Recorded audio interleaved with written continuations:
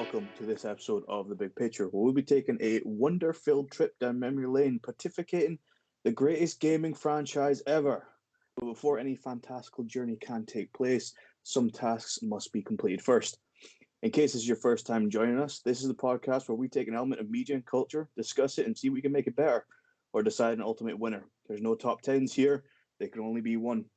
Make sure to head over to Twitter and Instagram and follow us at _the big picture, where you can join in all the festivities.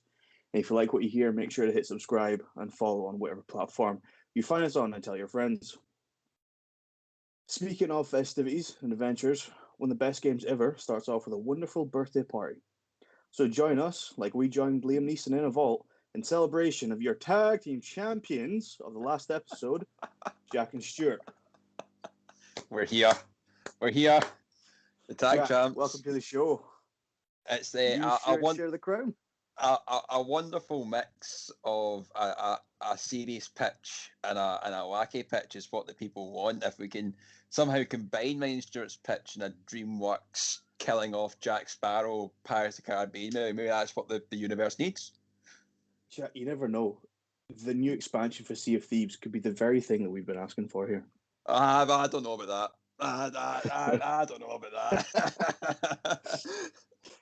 And Stuart, that was a hell of a pitch. It's haunted my most private moments, knowing that it'll probably never happen, but we'll fight for it. How are you doing? It haunts me. Like as I came up with it, visceral nightmares of what my mind was brewing up. But yeah, thanks, Lewis. It gives me great joy to be the Joint People's Champ this week. Mainly because I know how much it will annoy Jack having to share the title with such a piss up of an answer. The people, they know what they want, and it's two very different pirate franchises. But yeah, thanks for having me. Thanks for voting. Yes, in case you aren't sure, we decide a fan champion. So that's why you need to make sure you follow us on the big picture, as I mentioned earlier. And introducing the rest of our illustrious panel. Entering the arena first, our previous host with the most. He's the hero of the working class and the fixer of toilets and castles. Hailing from the Highlands of Scotland, and not in fact Italy, it's Reese. Welcome to the episode. How are you doing? I'm alright, thanks. How are you? I'm doing well. How are you feeling about the pontification journey we're about to take here? Well, I'm excited to talk about it. I only found out yesterday that we were doing best gaming franchise and not best gaming company, so that was exciting revelation for me. But other than that, excited. I look forward to hearing your pitch that you did 10 minutes ago. We won't discuss that. And finally, last but not least, our very own Vault Dweller, Dragonborn, hero of Darnley. It's Adam. Adam, welcome to the episode. How are you? I'm good. How are you? Just like Reese asks, I'm well. How are you feeling about the conversation we're having here? Good. Although I do find it funny, Reese said that he only just realised it was a gaming series.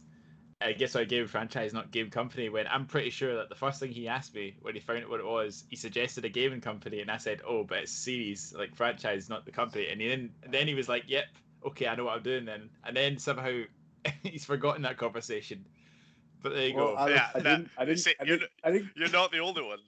Yeah, I didn't call him out on this. During the last episode, I've sent my pitch over to Lewis. And then I corrected him, saying it can't be Rockstar unless he was going to pick Rockstar as in the Guitar Hero competitor. And I told him it's gaming, and he just never replied for 2 weeks. Yeah.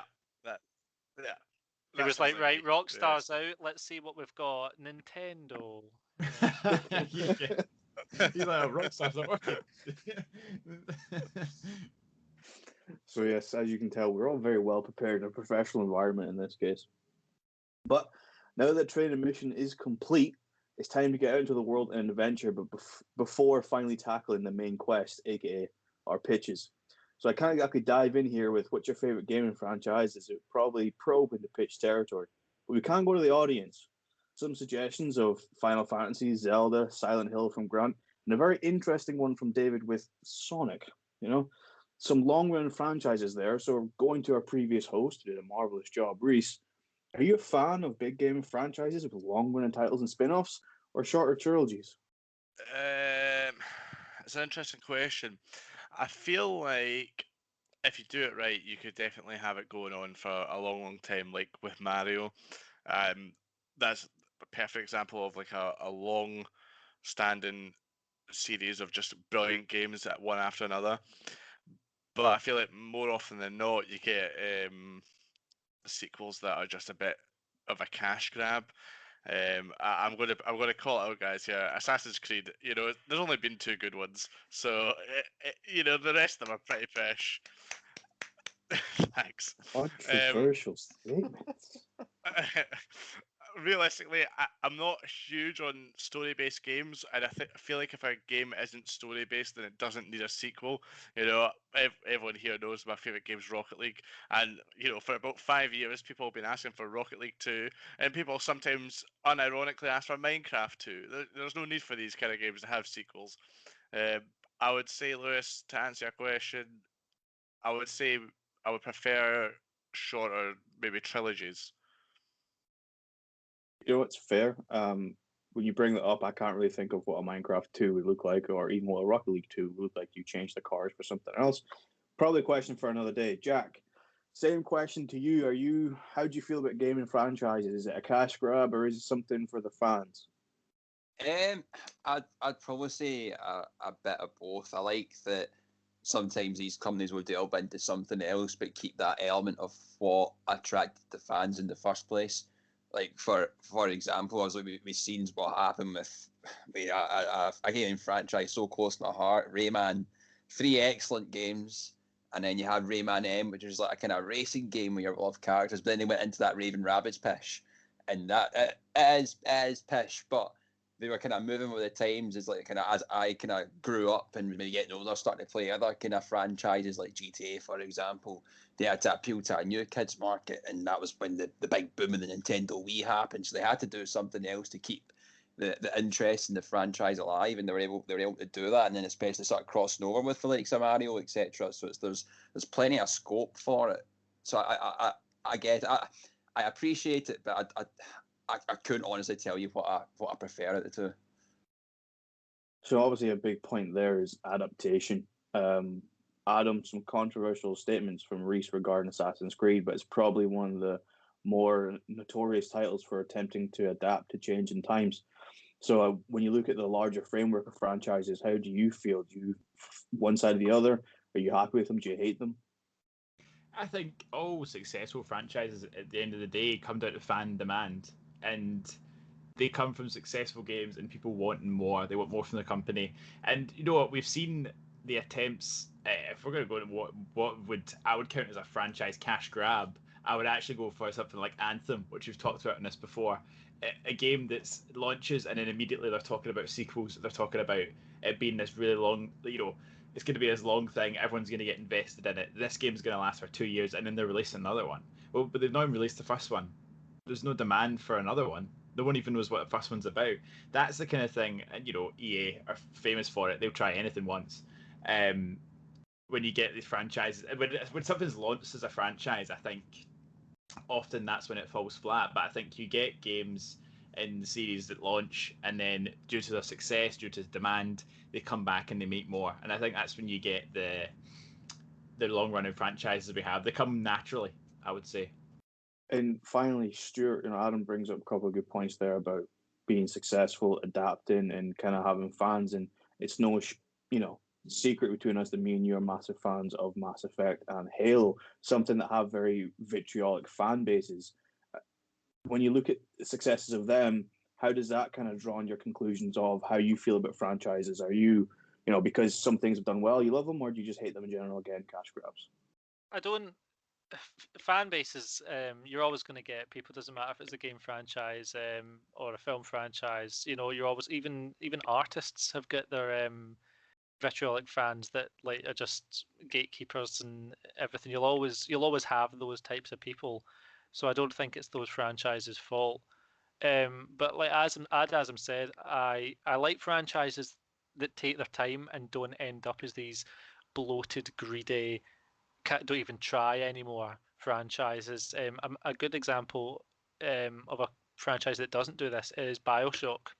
Like BioShock is a great franchise, but they've only made 3 games because they don't feel the need to put out a brand new game every year. You know, the likes of your Call of Duties or your Assassin's Creeds. Like they take their time, and I respect a franchise more for taking the time to do that rather than pumping out a new game every year. Because at the end of the day, not only does it give you like the chance to come out with a really creative, brand new experience, but like it gives the fans time to just kind of settle down and come back from it. Because these huge franchises, if it's something that's happening every year, and we're kind of seeing this with the likes of free to play games as well, like because there's constant content, I think it kind of shuts out a lot of the newer fans. But if you I like franchise to be a bit like a tide. Like you come in and you've got this brand new game, then you go back out and allow time to settle, and then when it comes back in, you can allow new players to come in as well.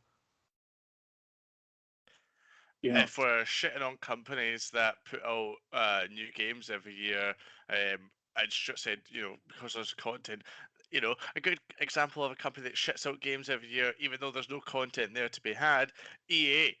Gotta love these FIFA games. So good, so worth the £60 every year. Top tier content. Yeah, I think that is one thing that kind of gets overlooked when it comes to franchises. People don't really pay attention to your FIFAs, the Maddens, the NBAs and NFLs and NHLs and anything else that starts with an N. So I want you all to think historically here for this question, and trying to probe too much into big pitch territory here. But when you think of gaming franchises, what stands out as most recognizable for you, either in terms of characteristics or even just franchises themselves? Adam, could you go first on this one? I think if we're talking recognizable game franchise, it's Mario. Mario is probably the only franchise you could go up to anyone in the street and you're like, video game, like you'd kind of anything about gaming, and pretty much everyone would be able to give you Mario as an answer. I think it's very recognizable. It's everywhere. Funnily enough, for something it's never had, it's never successfully made it into the film, into film. Hey, don't you dare talk bad about that film. That is But considering it's been virtually exclusive to gaming, it's still widely recognized, I think, and everyone knows it. It's better, obviously, the further east you get, then even more it's recognized and it's iconic. Also Pokemon as well, but then that you'd probably put that down. The fact that's so mainstream now is probably a lot down to Pokemon Go. Everyone played Pokemon Go. I know I've my old boss in the unnamed pizza restaurant I used to work in. She was she was old. She was in her 50s and she used to play Pokemon Go. Actually, still plays Pokemon Go, but she was obsessed with it. So I think they're probably the two that stand out for me is just the big franchises. You bring up something quite interesting there, specifically when it comes to mobile games and even like Pokemon Go. Like you said, during lockdown, it was like a savior for me. It was like a reason for me to go outside. And then, eventually me and my girlfriend used to go out and just play Pokemon Go just to go outside when it was nice days, which is kind of weird when I think about it because I need motivation to go outside. Anyway, Jack, when you think of big gaming franchises, do you kind of think of your kind of mobile franchises like, I don't know, Pokemon Go, or even some of the other ones that we see like Candy Crush and some of these sort of games, or are you just completely somewhere else in the world? I guess if I'll provide two. I'll write a mobile one and kind of one just like console normal wise. I guess mobile. I guess the kind of big one for that's Angry Birds. That had that huge boom and that kept going and it's growing arms and legs. You've got movies coming out about it and all that. So I guess that's on mobile sense would be one of the most recognizable gaming franchises for that. But aside from that, I was going to say Mario, but not saying Mario. I'd probably say Call of Duty, considering how often that gets pumped out every year. I hear Reese scrolling there. Reese, you got something on that one? No, that was I was going to say Mario, and then I was going to say Pokemon, and then I was going to say Call of Duty. But it's fine. Yeah. Just I'll think of another one. Well, the first one that sprung to mind for me, guys. Rock Band. It's a toughie. Rock Band. I'm going to have to go with Tetris on this one. The most sold game of all time. Everyone's played it. I used to play it during lectures. That's not a lie. And finally, Stuart, looking at your own life and your experience with games and how it's changing and changed, do you have anything that stands out when it comes to big gaming franchises? I guess this is because like when I was a kid, video gaming was looked at from the older generation as something, probably how like punk music was looked at like back in the day. Like it was this thing that was not to be trusted, it was evil, it would take your children and it would turn them into violent, angry, sociopaths. And one of the games that was always bandied about was GTA. It was always in the news. It was always, on the lips of teachers and parents alike. But all that did was make. I mean, I don't think I heard about GTA until it was blasted in the news about how like it was, it was a video game franchise you should never let your kids play, etc. And funnily enough, without that kind of absurd media coverage, I probably wouldn't have wanted to play it. But because it was everywhere and because it was like this forbidden fruit, you tried to get your hands on a copy of GTA, whatever the cost. So GTA to me is something as a franchise that's kind of transcended. Like it's kind of not stuck to its own realm of just like video games. That's a franchise to me that's kind of reached out and like not only gamers but the general public as well. Everyone knows what Grand Theft Auto is. Yeah, everybody knows either for better or for worse. Every policymaker and every public leader love to point to that as some sort of reason for violence, even though we know conclusively from psychological studies that violent video games do not make violent people. Just want to make that absolutely clear.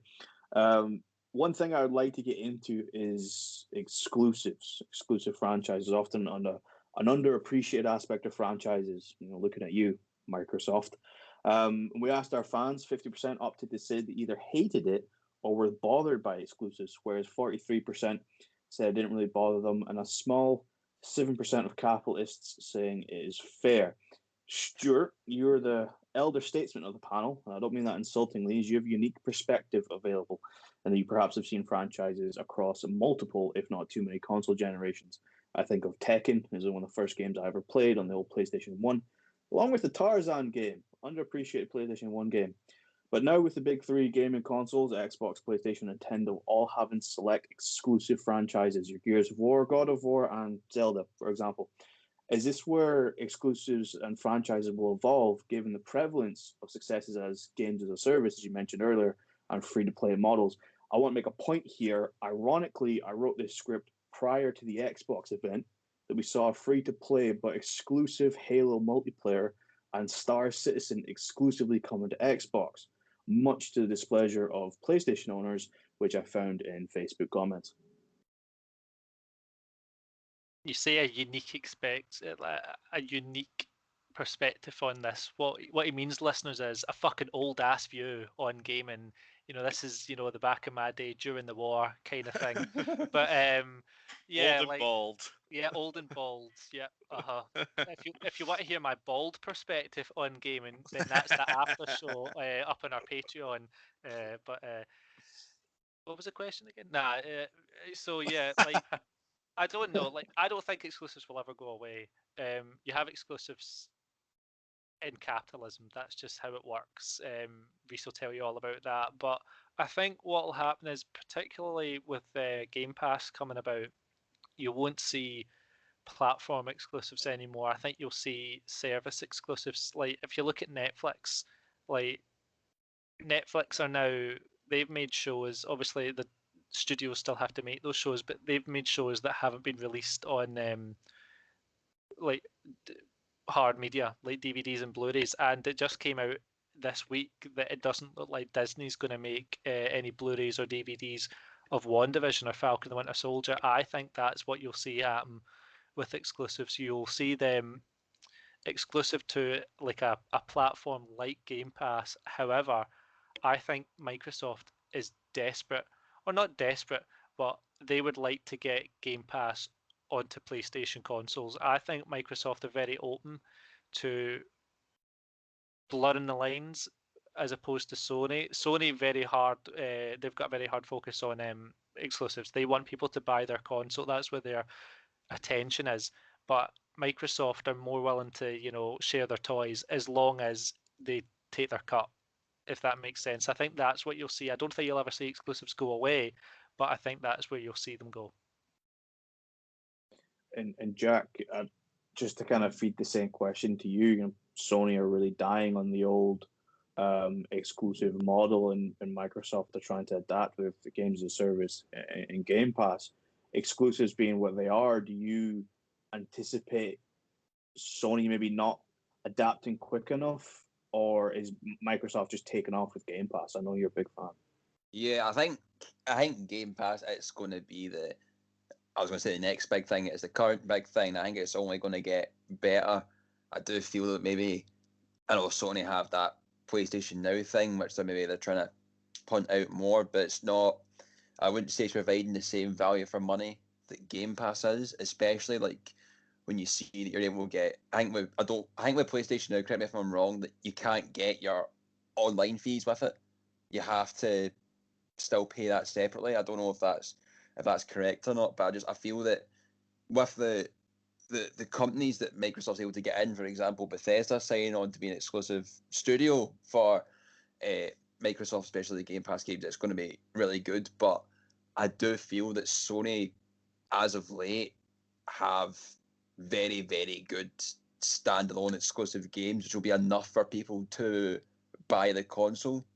For example, like God of War, folk will buy the console just to play that game.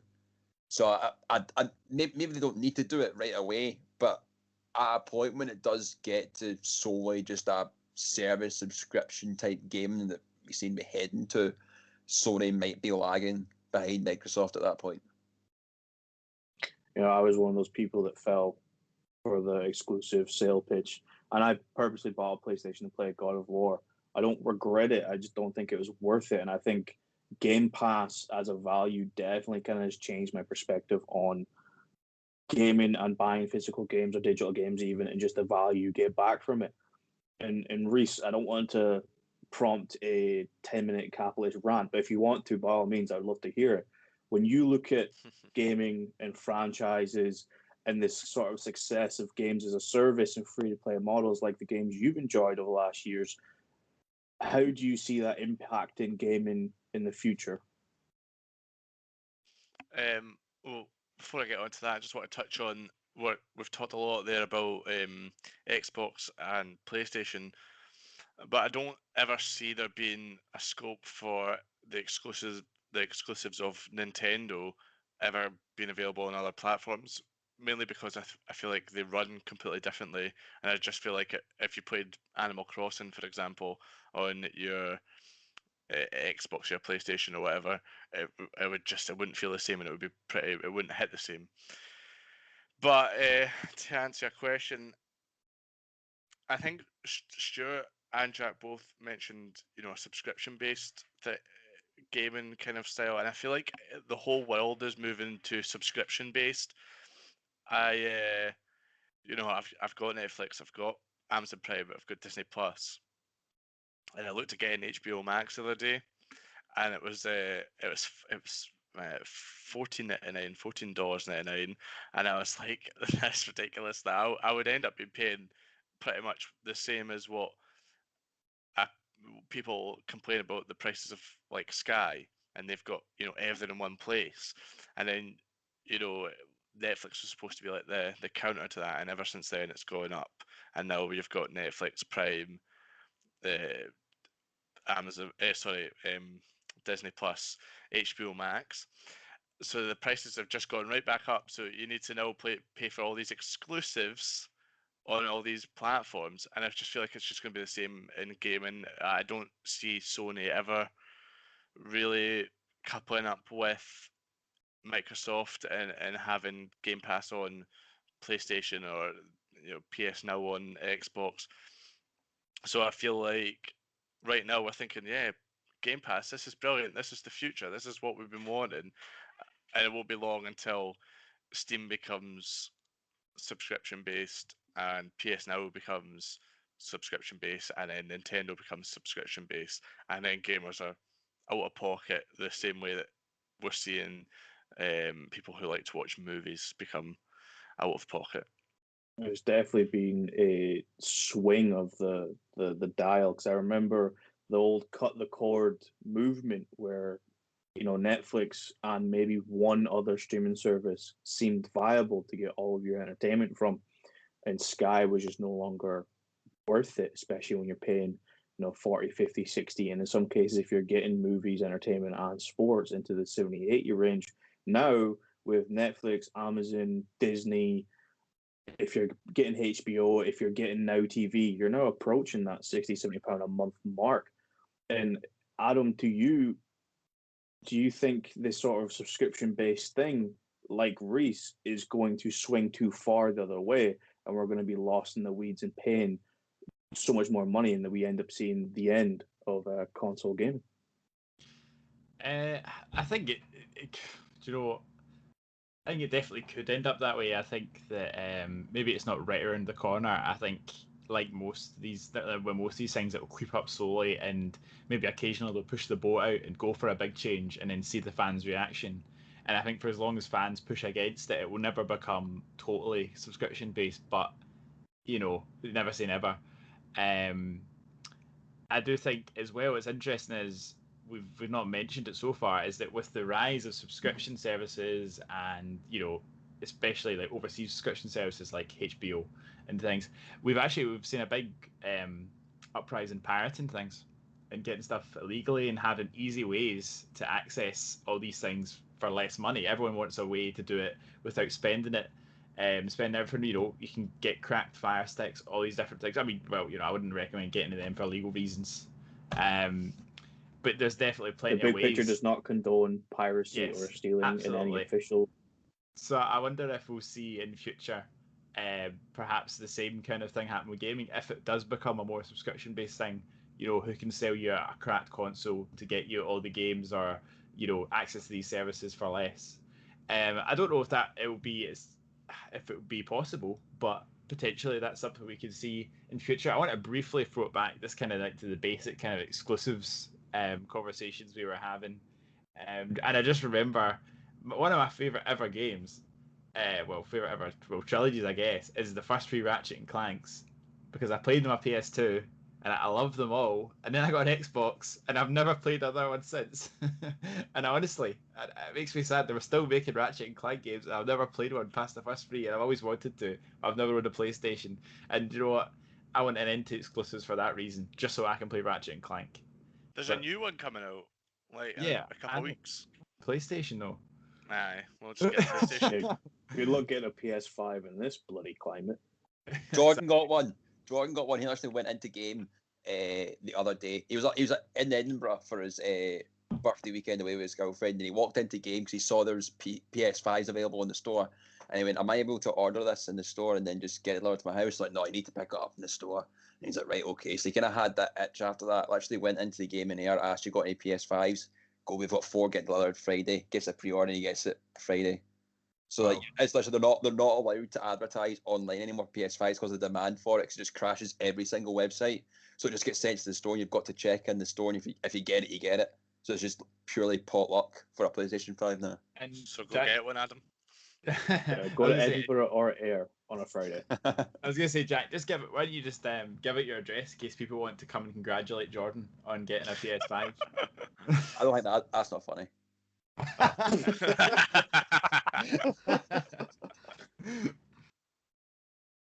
So I guess to kind of round off the discussion, look into the future of gaming. A lot of game developers seem to believe the future of gaming is in fact in streaming, be it cloud services or some new infrastructure down the line, adding in the billions of gamers who exclusively game via phones and tablets. Things like COD Mobile and PUBG Mobile has become absolutely monstrous. Do you think this will have a large standing effect on how we interact with games, especially adding in things like Game Pass and subscriptions? Jack, I don't know, maybe you want to jump in on that one. I'm not sure. I feel that I don't even know. I feel like it's going to be one of those things that, like, I think franchises is just always going to be there for games. I don't know if like it will ever change because of the way gaming's going to go.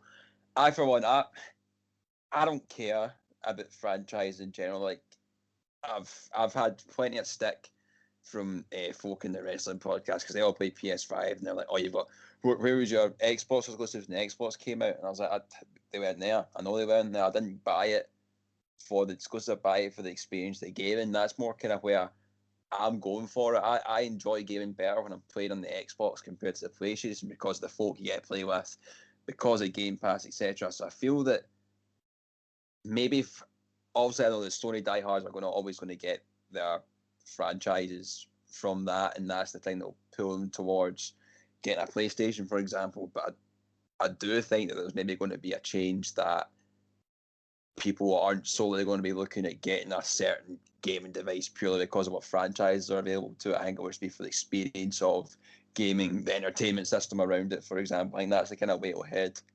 I don't know if that answers your question, although I could be talking a lot of shite. It kind of does, but near the end there, I started getting trauma-induced panic based around allegiances of corporations and creating the future of a world like Hunger Games, where Microsoft is one of them. For whatever reason, I'm not entirely sure. Stuart, I want to ask you this question because I think you kind of share the same sentiment when it comes to the establishment of new franchises. Do you think a change, like I outlined with games as a service and streaming and Game Pass, will actually make it difficult for new IPs to kind of float to the top and be established themselves? I don't think so. It might surprise people, but the problem is, I remember a couple of console generations ago, everyone thought that mobile gaming was the future. Like, there were literally people talking about how the Xbox One and the PS4 would be the last ever consoles, and like, look how that turned out. Like, and this has nothing to do with the pandemic. Like, gaming has never been more popular. It's just such an easily accessible pastime, and as long as those consoles need to sell, there will always be a demand for exclusive games because they know that's what attracts people towards it. It's become less about performance and less about hardware. It's more about what you're, and that's what it's all trial and error. Like, PlayStation 3 kind of bombed because they focused on the hardware. The Xbox One bombed because they focused on the hardware. We know that if you want like a top of the end machine to play games, you're going to get a PC. If you want console exclusives, you have to go with whatever console has the exclusives that you want. So they still have all the same tropes and genres of gaming that have been around for the past 20 years. So I think there will always be studios that will want to make the old school franchise content because there's a market for them. I think it's not the doom and gloom that we think it is. I think it's just people being very reactionary. Obviously, standards of gaming have slipped. You're now seeing a lot of predatory businesses within gaming, but console exclusives I don't think are going anywhere anytime soon, and I don't think they will at all, to be honest. Reese, I just want to kind of touch on my corporation-induced panic on the previous point. Do you have any fears that a sort of switching of the guard all the way over to having exclusive streaming services might actually create some sort of intense corporate competition that we end up living in a post Tekken or insert film about survival royale? No, I don't think it's that dramatic, to be honest, but I really love your enthusiasm. But I do think new games that aren't necessarily story based, your Fortnites, your Rocket Leagues, stuff that are just kind of fun. They're not console specific. They're companies. They pitch their idea to these to Microsoft, Sony, Steam, or Epic Games for them, and then they won't take it like an exclusive deal. They want to be played by as many as they can, whereas your smaller companies that are making story-based games, they're always going to just take what they can get. So if Sony say to them, we want this and we want you to only, contractually only be on our platform, they'll be like, yeah, no worries, easy. And I think that's been the case for all my life, 20 odd years, and that's going to be the case for the next 20 odd years. And I don't think that's ever going to change. I just can't see, going back to my last point, I just can't see these companies ever working together, because that affects their capital and they want as much profit going into them and not their competitors as possible. And that is, Lewis, the modern day capitalist market. Indeed, it is. And at the end of the day, there's only so many resources that each company can tap into, and only so much profit they can take from the viable sources. Adam, just any concluding thoughts there? Have you got any concerns about new IPs being able to float to the top, or the future of gaming with things like games as a service and mobile and streaming and all these other things that are kicking about? I think in terms of the future of original IPs, I think that there is a demand for original IPs now. I think that it's pretty clear that fans want that. I think the way there's success of like fresh ideas that are from smaller companies that have flourished, I think has given the big AAA companies now go, well, we want a bit of that. So they're like, okay, well, maybe we don't need to re-release Skyrim on our console. Maybe we can release a new game. And I think what we have seen, especially as we've seen at the Xbox event with Starfield and with Redfall, that there is a drive from these companies to have exclusive IPs. In terms of the big whole capitalist market, whatever. Maybe it will all be fucked, but we'll probably be living in a nuclear wasteland by then. So who gives a shit? And if that's the case, every gamer will be thoroughly prepared. So after a pretty detailed discussion there about past, present, and future, we now move on to the meat of the meal, the pitches, the final quest, so to speak. Tasked with pitching the best gaming franchise of all time. So going first, stepping into the arena, is Jack. Jack, give us your pitch for the best gaming franchise of all time. Go on, Jack. Come on. Come on. Right. The best gaming franchise was not made mainstream because of Pokemon Go. It was made mainstream way before that. Pokemon is the best gaming franchise of all time.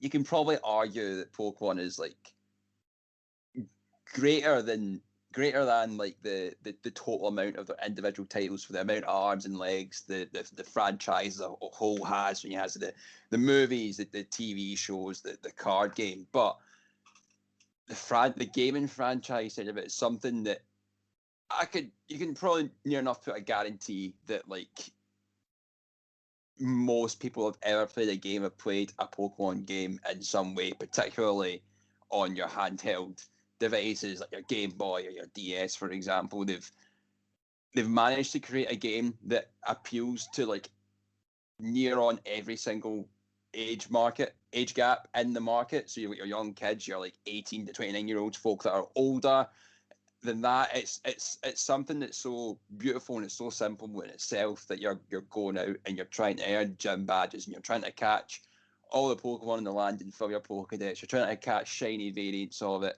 It's just a really good game. It makes so much money. It's one of the most profitable gaming franchises of all time as well, with how it's there. And obviously they made into that market, into the mobile device, as you said, and yourself, Pokemon Go, which did boost its popularity when everyone was out cutting about city centres and town squares, spinning the wee pit stop things to get goods to catch more Pokemon, for example. It's one of those franchises you could go to anyone and you say Pokemon and they have a rough idea of what it is, and they can tell you, oh, I played Pokemon Green, Pokemon Red, whatever, like Leaf Green, Red, Blue, Yellow, Diamond, Pearl. There's so much, and then even the spin-off titles they did from that, when you got Pokemon like Ranger, Pokemon Mystery Dungeon, Battle Revolution, the game they put on the Wii, Pokemon Masters on phone as well. They haven't done a game that hasn't been successful. Every game that they've been able to put out is something that has made them a profit at the end of the day. There's never going to be a game from them that will be bad. You play it. It may change. It may get more kiddie. It may get to a point where it's going to go into a niche. But I do feel that Pokemon is the greatest gaming franchise of all time for its variety, for its spin-offs, and for, quite frankly, never producing a bad game. It's a good pitch. Just to touch on there, it is not one of the best-selling gaming franchises. It is the best-selling gaming franchise of all time. Good pitch, solid. Any questions from the panel? Yep. First of all, congratulations on sounding like an expert of Pokemon games, and also like you never played one at certain times, which I really appreciated. Overall was overall was quite good though. No one laughed. Well done, Adam. Hey! Whoa! It was a serious point. Anyway, no. Overall, quite a good pitch. I did have a question. I do think that in terms of you said I know you're saying about like Pokemon was mainstream before Pokemon Go. I agree it certainly still had quite a broad reach then, but I don't think you would have found the same audience that got attracted to Pokemon Go. There are certain elements of the audience that are fans of Pokemon now that definitely weren't before that. So I think when it was truly mainstream, truly like a household name, I think you would probably, especially with the older generation who maybe hadn't played Pokemon before, I think you'd probably have to go Pokemon Go for that. Sorry. So you said that Pokemon wasn't a household name before Pokemon Go? Yeah, I'm gonna have to chime in here. This is outrageous. This guy. That's what, from what I picked up from what you said there, that's essentially what you were saying. That it wasn't a household name until Pokemon Go. Because maybe that's folks' first experience of it. What I was saying was Pokemon was mainstream before that. Maybe that boosted its popularity. Maybe it got even more mainstream than what it was. But you said earlier on that that's what made it mainstream. And I argued that it wasn't that made it mainstream. No, I was just pointing out that it was like you said there, that it was the Pokemon gave it like a huge popularity boost in terms of reaching sectors it never had before. If anything, it wasn't really a question. It was more just agreeing with you and expanding on that a little bit. Okay, fair enough. Outrageous. Okay, Stuart, have you got anything to add to that discussion?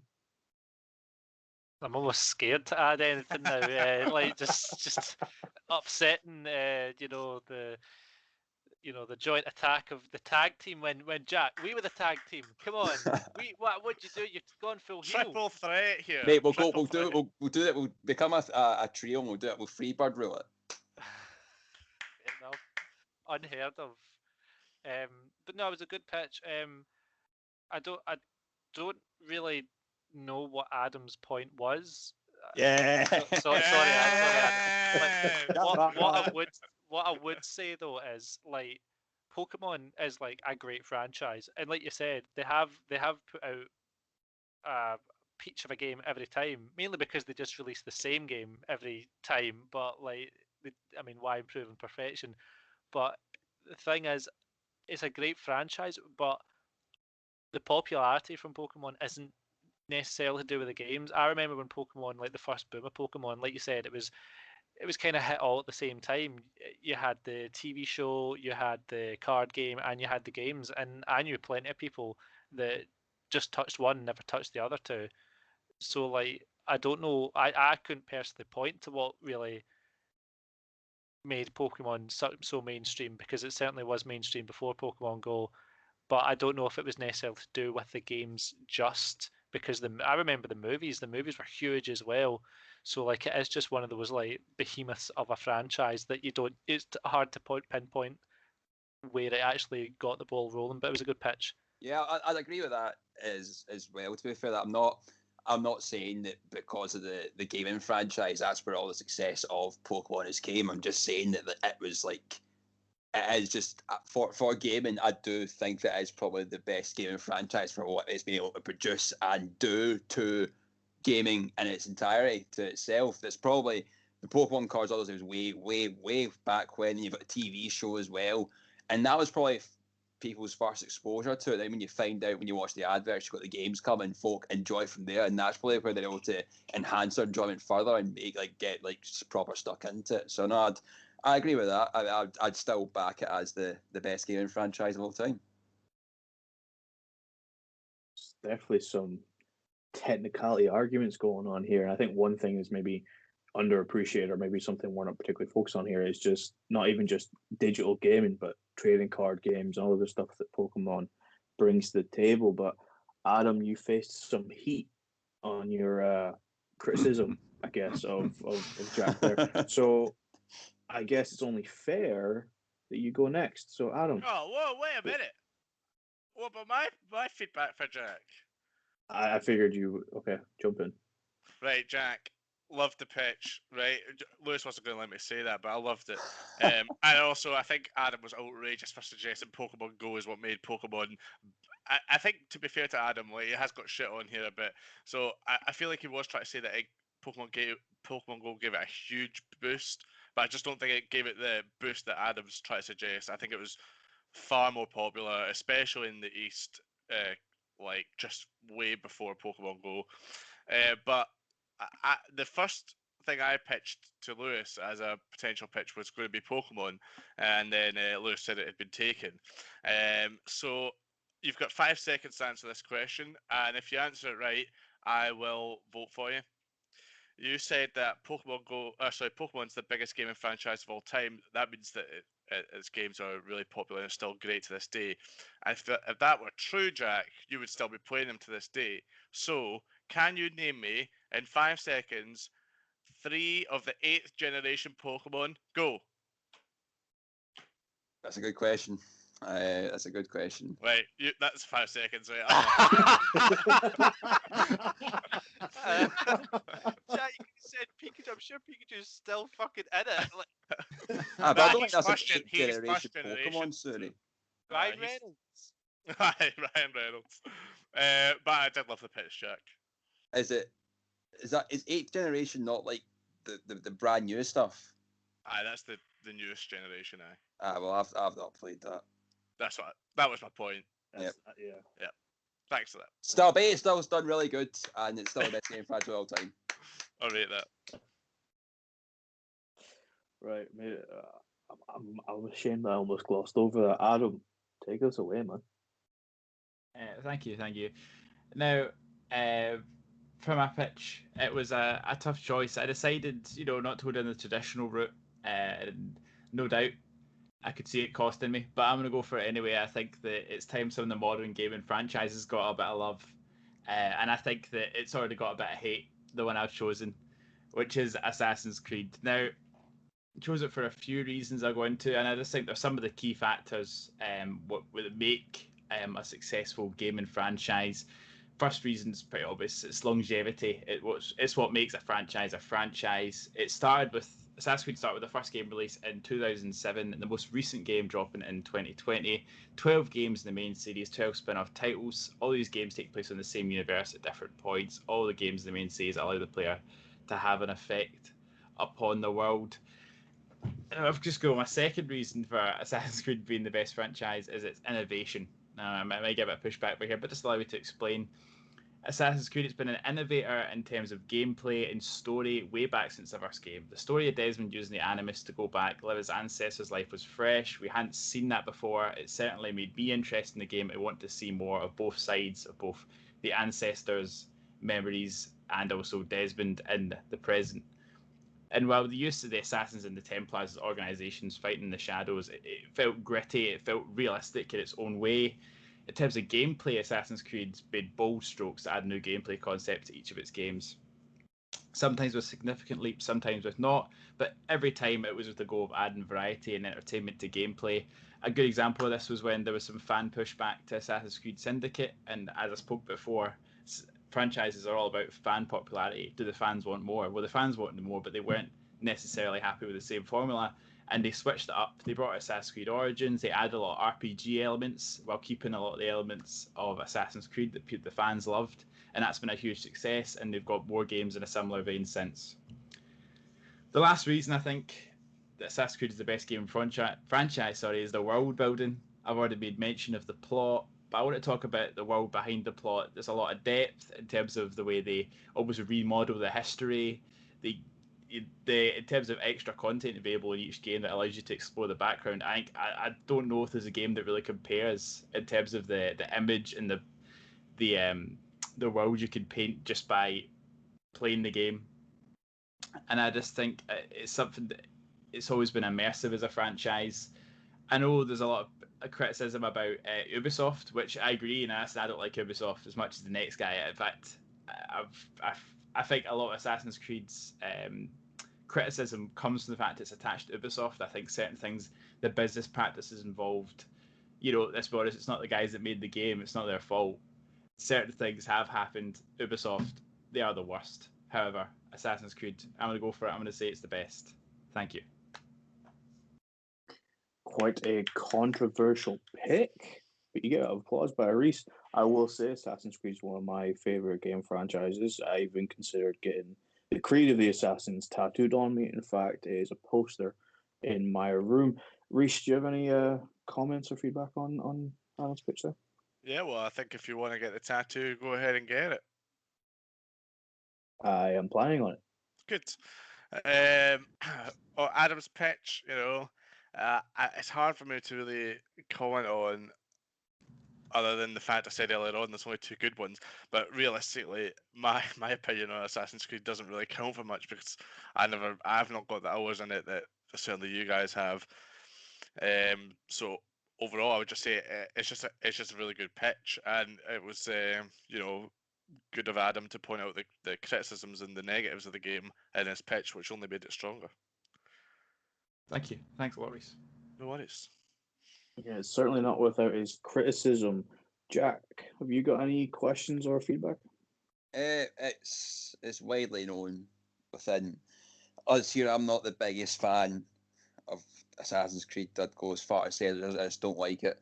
Plain and simple. Even I know I like the pirate stuff, and I say that Black Flag's my favorite, but I don't even particularly enjoy the game much at that point. I don't like the Desmond stuff with the animus and shit. I hate how that all ended. The end of the world crap. I do appreciate that the innovation side of things of what it's done to especially with combat for gaming in the future. I do appreciate what you're trying to say with that. I'm just not that big a fan of the game, but I do like your pitch. The one question I have though is, have you played and completed Assassin's Creed Origins that Lewis gave you back at uni? Oh. I've not completed it, no, but I did. It can't be your favourite if Lewis gave you it back at uni. We've been out at uni for 2 years now. It can't be a favourite. No. Listen, Origins, I personally found initially coming from jumping 4 Assassin's Creed titles, I found that quite hard. Because I hadn't played it in a while. I'd played the last one I played was Syndicate, and there was a bit of a gap there. I just hadn't played it at all. And then I think at the time I found it a bit tough to get into, but then having gone back and played it and researched for this podcast, I really enjoyed it actually. And do you know what, Lewis? I'll get it back to you. I'll complete it. I'll give it back to you.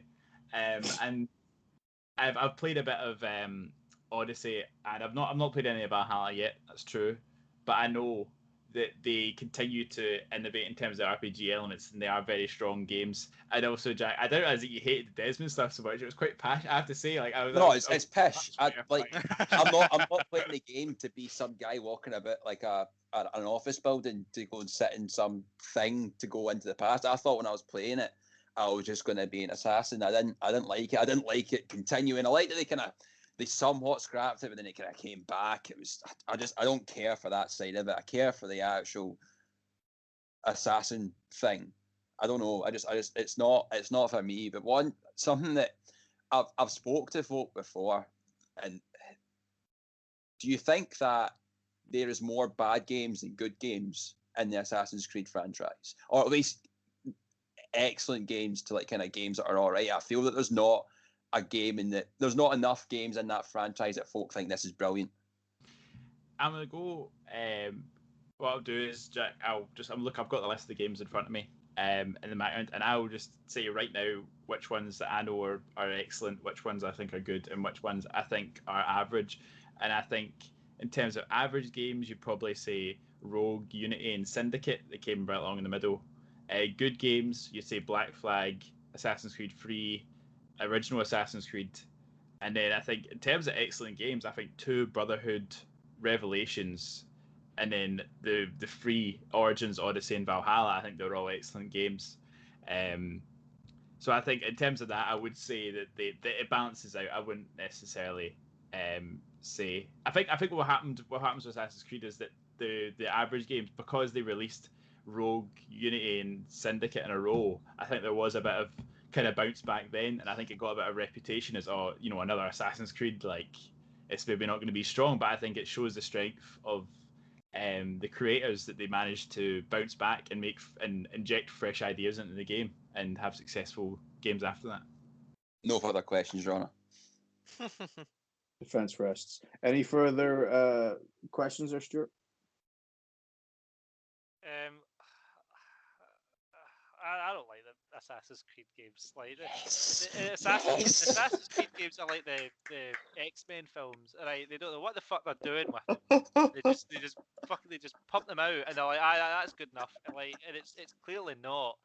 I mean, I gave Pokemon shit for basically being the same game every year, but at least Pokemon's good.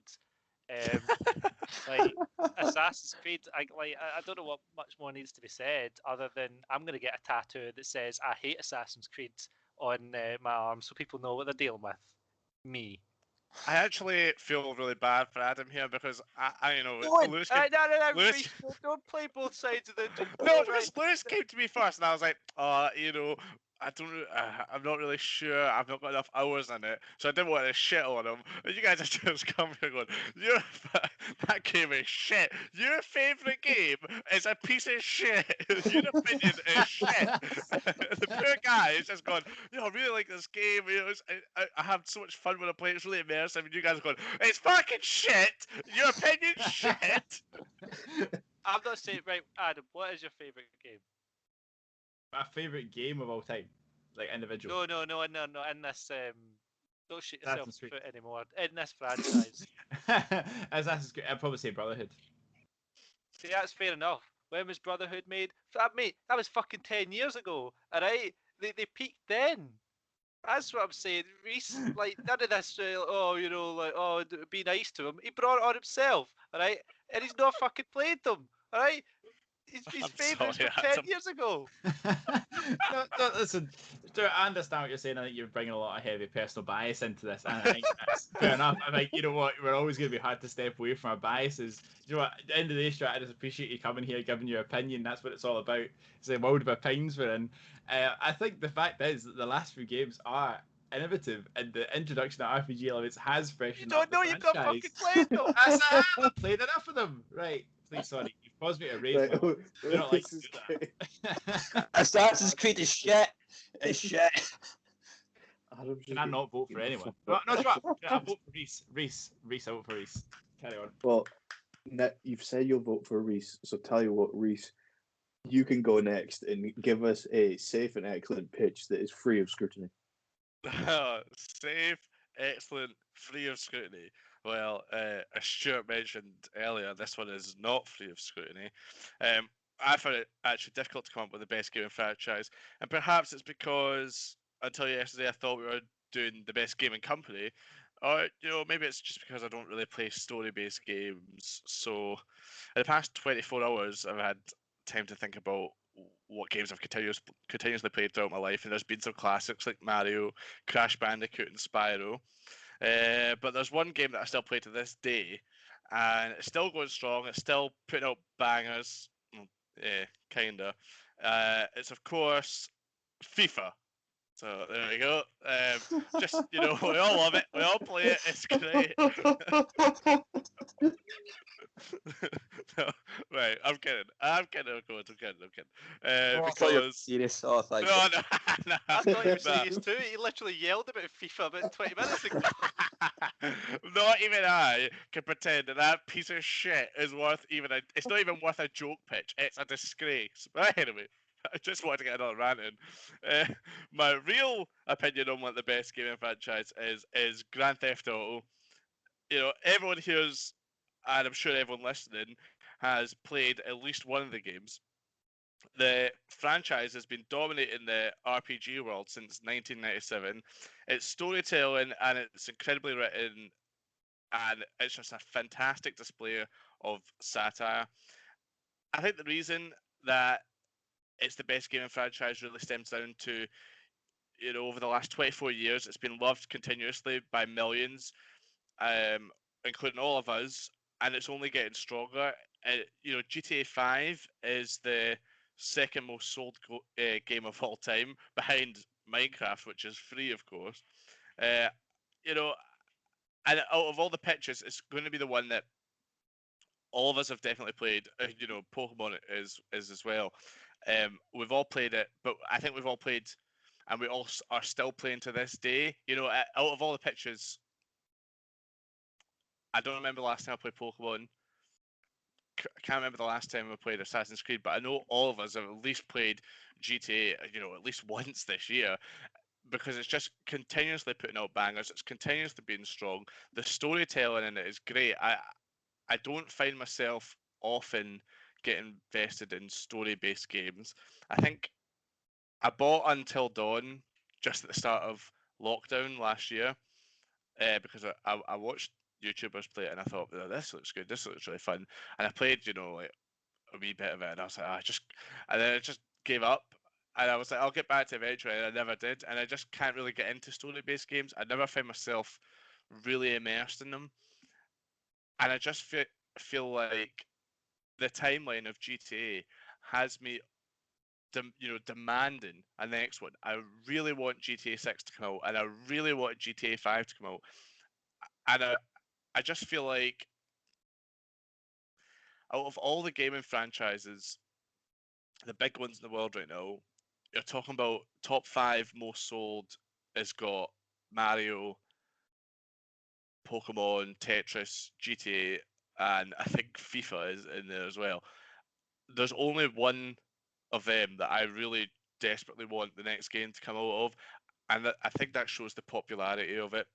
So I would say, for the reasons of longevity, recency, and pure quality, GTA is the best gaming franchise. Pretty solid pitch put forth there. Because you've been rinsed for every single pitch, I'm going to give you the first chance here. Adam, do you have any questions, comments, or feedback? No, I thought it was a really good pitch. I really like Reese's reasoning. I thought it was excellent. I have a question. It's not a criticism. It's not meant to be. It's just to hear your thoughts on it. It's just that, do you think it detracts a little from GTA's kind of presence as a franchise, the fact that they've kind of lent on GTA 5 for so long? It's interesting. See, if you look at the dates between how long GTA games are, like, between them, it's normally about 5 years. But I think we were blessed kind of just before GTA 5. I think there was only like a 3 year gap between, if I'm not mistaken, GTA 4 and GTA 5. It's a lot closer than all the other ones. And I think in the current climate, we kind of want new things a lot quicker than we can get. But I do agree with you. To be fair, I desperately want GTA 6. The community desperately wants GTA 6. But at the same time, GTA 5 online is getting updates regularly, and you know, millions of people are still playing it, and millions of people are still buying things in it. So I can understand why they would do that. I think it's going to be a kind of similar to what happened with,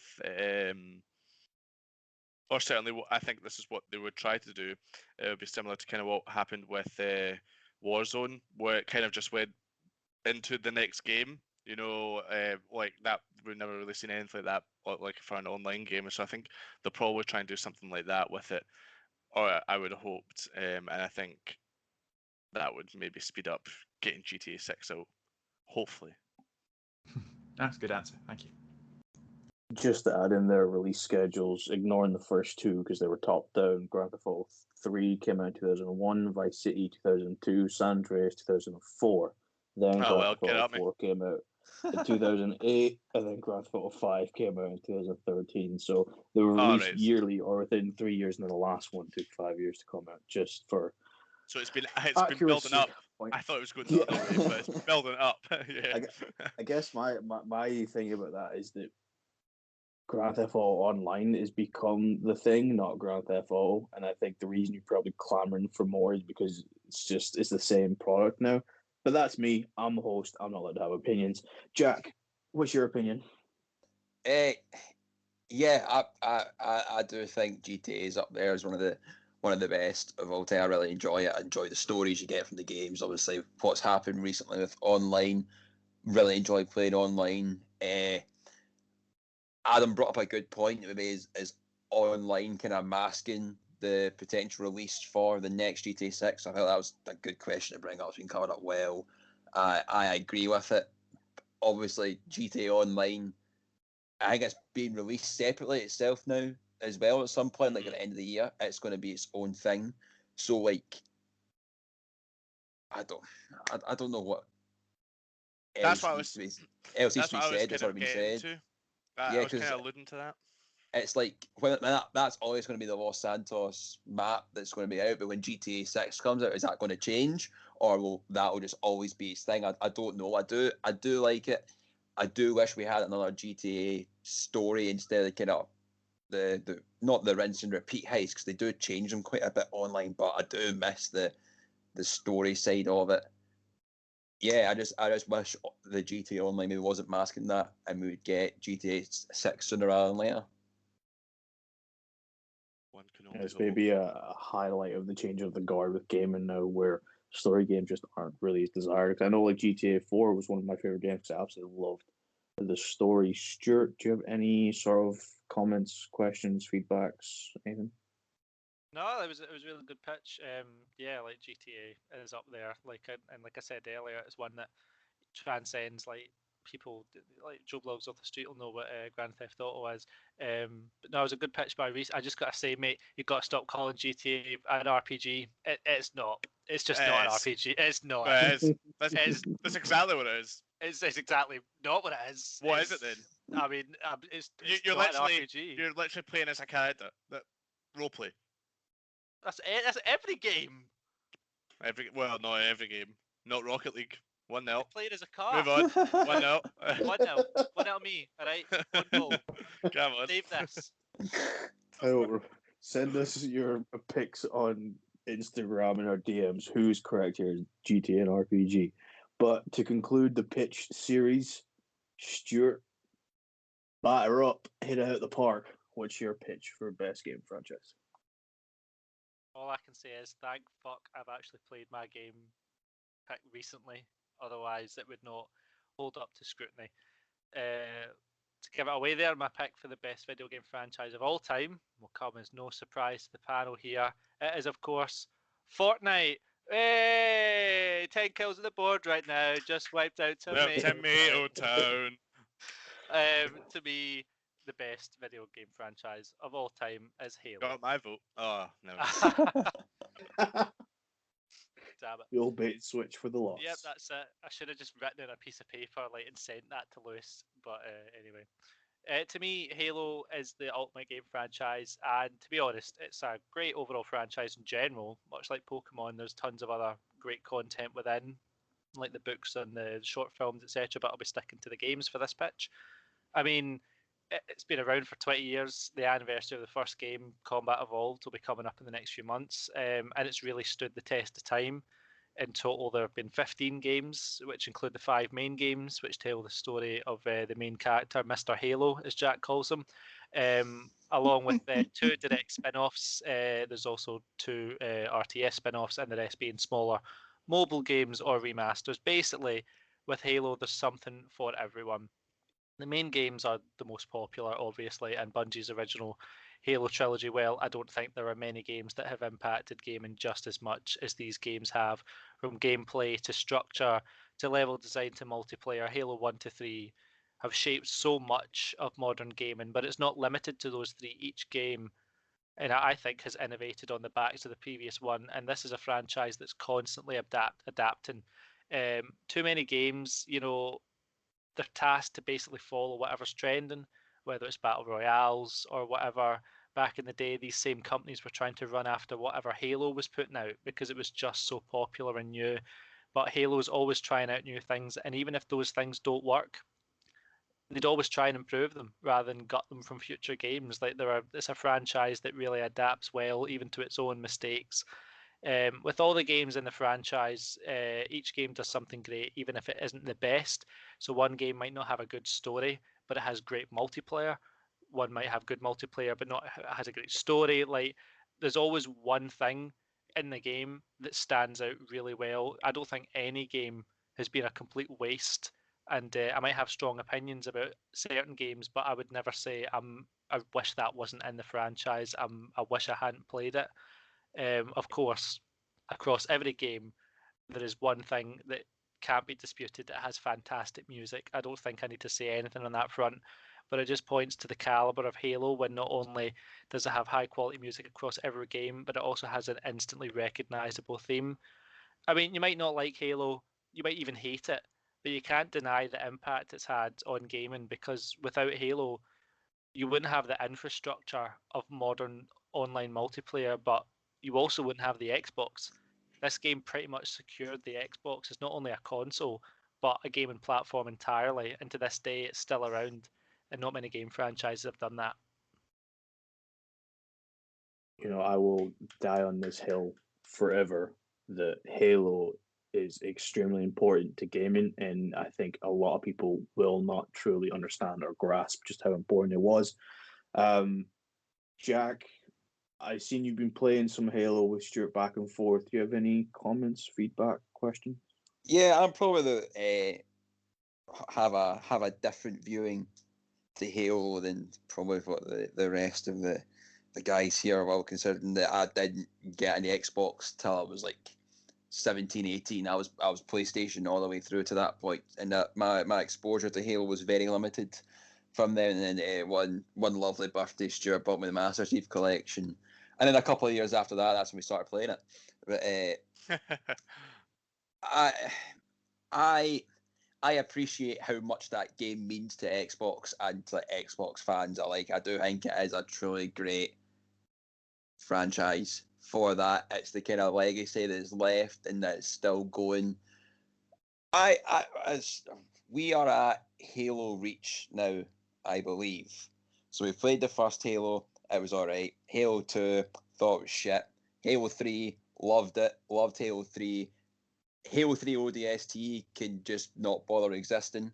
And I'm enjoying Halo Reach the now. So I do have a different opinion. But maybe that's because I'm playing at a different time to when it all came out. I don't know. Maybe that's why it's skewed from that. But I do appreciate what Stuart's saying, that the importance it has to Xbox and Microsoft as a whole. So that a good pitch, Stuart.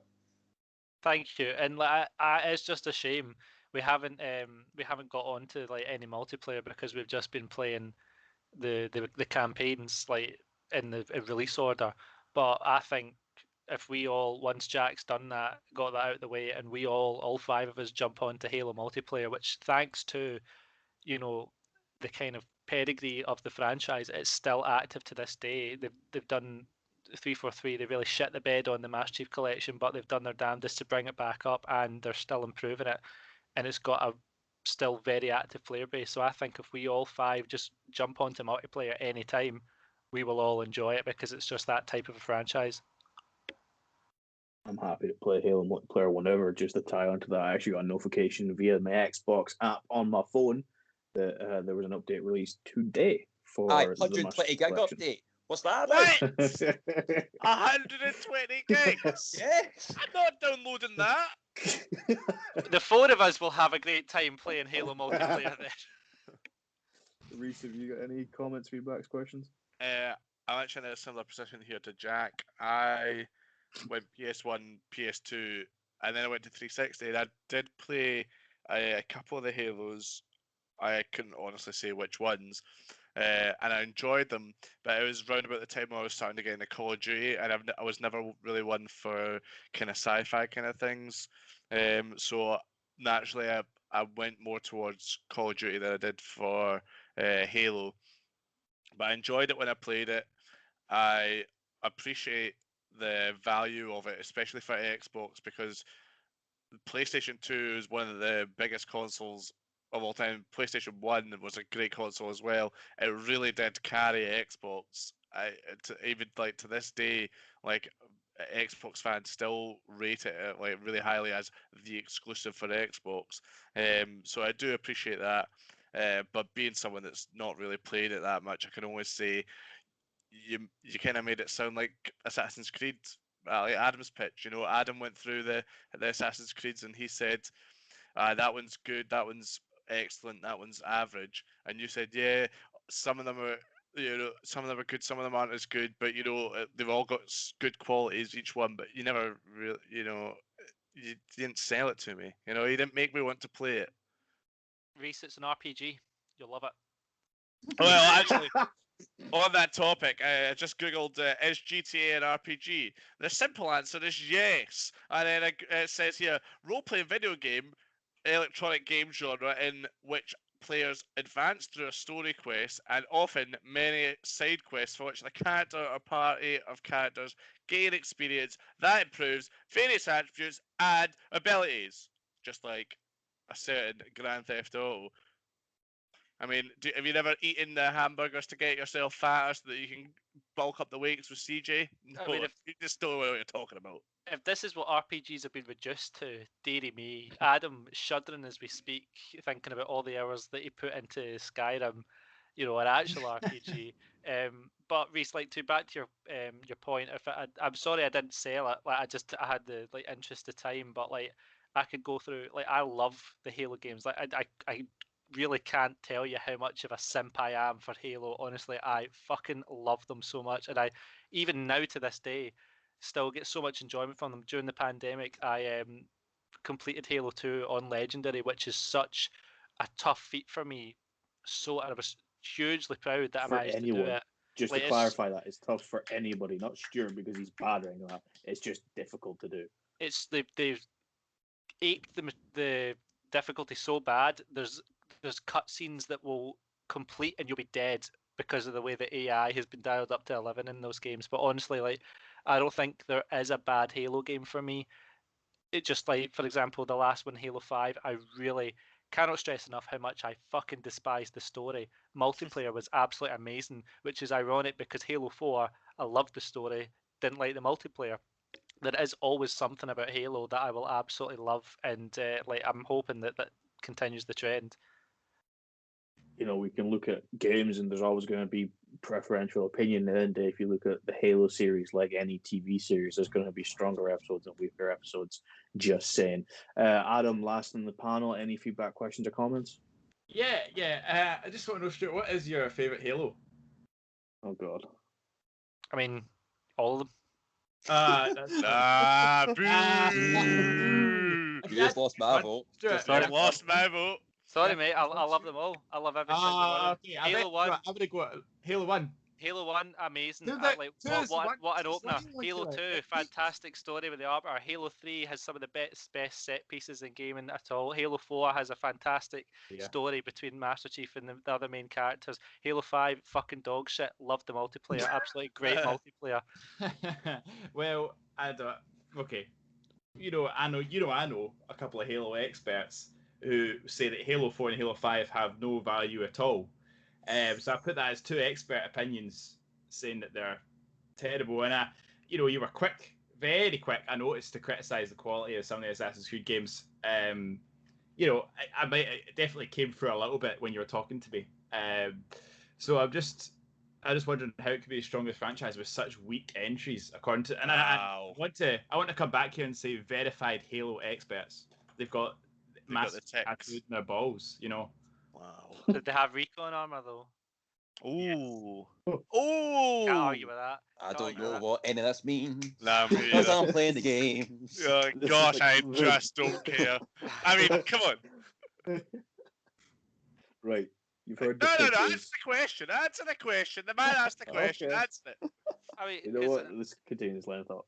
the only thing I can say is like we're playing through them just now. I want to hear Adam's expert Halo opinion on them. We're nearly there, Adam. We've got Reach, and then we've got Halo 4 and Halo 5, and I want to hear. I honestly want to hear what you say. Yeah, that's fine. Don't worry, we'll re-release. Well, what I'll do is I'll go back, edit, and re-upload this episode once we play Halo 4 and 5, and I'll put my opinion in on it. Haven't printed a retraction in 20 years. I just want to say, Stuart has dodged the question, and for that, you've lost my respect and you've lost my vote. Thank Well you. done, Jack, for getting my vote. So, as Reese is alluded to there, guys, if you could just send in your votes on who you think had the strongest pitch there.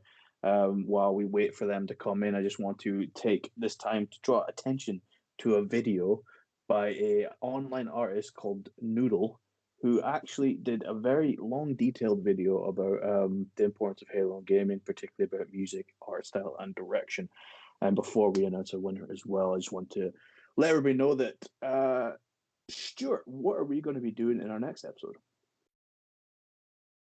Our next episode, Lewis, is going to be a fantastic episode because we are talking about the Fantastic Four. That's right. Marvel finally have ripped the rights back to where they belong, and not only are we going to be pitching who we think should be the next Fantastic Four, but we will actually have a guest who will be judging your pitches. So none of this, he said, she said, fucking Assassin's Creed fan cast, get out of here. It's quite rightfully out of our hands, and we're all very excited for that next episode. Yeah, quite the fantastic one planned there. Good pun. I made that joke, Lewis. Stanley's favorite characters that he created. But back to the current trend. Our overwhelming winner with 3 of the 4 votes, your best gaming franchise of all time winner, GTA, Reese Cook. Oh! I'm standing up. I'm taking a bow. Come on. There we go. Well Come done. on. Come on. Rockstar Best Gaming Studio. Well, Rockstar have done it for me. Man did it 10 minutes ago and he wins. How are you feeling? A bit emotional, really. I just really want GTA 6 to come out, to be honest, but I'm really grateful for that the guys voted for me. So, I think everybody wants GTA 6 to come. Yeah. Anyway, big thanks to the guys joining me in this episode, Adam, Jack, Stuart, and Reese. Just to remind you, if you want to get involved and interact with us on fan polls, episode ideas, and more, just make sure to follow us on Twitter and Instagram at _thebigpicture. Make sure to keep an eye out for the fan poll, which you can decide who and what made the best pitch for the best gaming franchise of all time. And make sure to like, subscribe to the podcast, Apple, Spotify, YouTube, or wherever you get your entertainment to make sure you don't miss whenever we go live. That's all from us today. Thank you for joining us. Thank you, guys. Give yourself a little pat on the back, round of applause, and stay safe. Good night and good luck.